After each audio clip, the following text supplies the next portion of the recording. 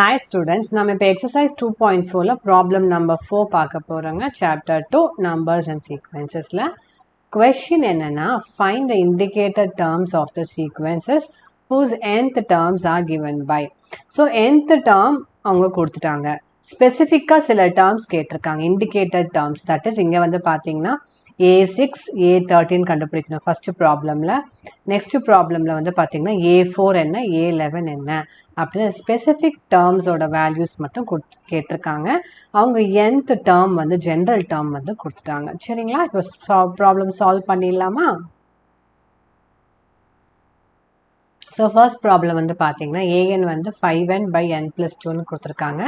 நாம் A6ம் A13ம் கண்டுபிடிக்கணும். ஸோ முதல்ல A6 கண்டுபிடிச்சிடலாம். A6 வந்து உங்களுக்கு என்ன வரும்? இப்போ nக்கு பதிலாக 6. So 5 into 6 divided by 6 plus 2, that is 5 6 are 30, 30 by 8 or 15 by 4. சரிங்களா?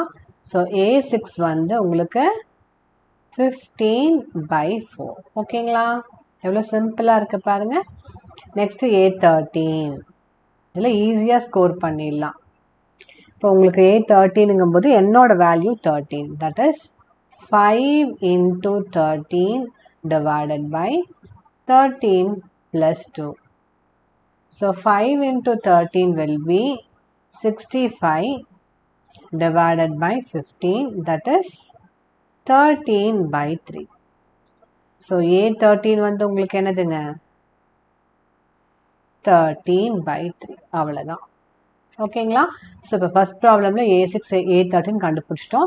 சிமிலர்லி நெக்ஸ்ட் ப்ராப்ளமில் nth டேர்முக்கு A4ம் A11ம் கண்டுபிடிச்சிடலாம். ஸோ an வந்து minus of n square minus 4, இதுதான் ஜென்ரல் டேர்ம். இப்போ A4 கண்டுபிடிச்சிடலாங்க. A4 வந்து உங்களுக்கு என்ன? Minus of 4 square minus 4, that is minus of 4 square is 16, 16 minus 4 is 12, that is minus 12. So A4 என்னதுங்க? minus 12. ஸோ ஒன்று கண்டுபிடிச்சிட்டோம். நெக்ஸ்ட் வந்து A11 கண்டுபிடிக்கணும். சரிங்களா? that is minus of 11 square minus 4.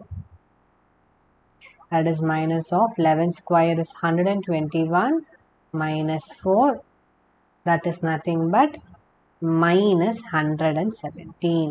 So A11 என்னதுங்க? minus 117. அவ்வளோதாங்க. ஸோ இந்த problem முடிச்சிட்டோம். உங்களுக்கு ஏதாவது டவுட்ஸ் இருந்தால் கமெண்ட் செக்ஷனில் மென்ஷன் பண்ணுங்கள். லைக், ஷேர், சப்ஸ்கிரைப் பண்ணுங்கள். தேங்க்யூ.